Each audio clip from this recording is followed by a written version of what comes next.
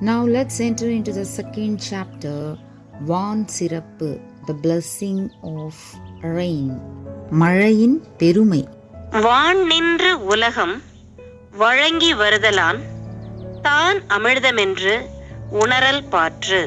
மழையானது உலகத்தில் வாழும் எல்லா உயிர்களுக்கும் அமிர்தம் என்று அறிய வேண்டும்.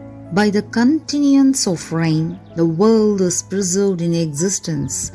It is therefore worthy to be called Ambrosia. உரிய காலத்தில் இடைவிடாது மழை பெய்வதால்தான் உலகம் நிலை பெற்று வருகிறது. அதனால் மழையே அமிழ்தம் எனலாம்.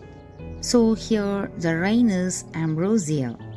வான் நின்று உலகம் வழங்கி வருதலான் தான் அமிர்தமென்று உணரல் பாற்று.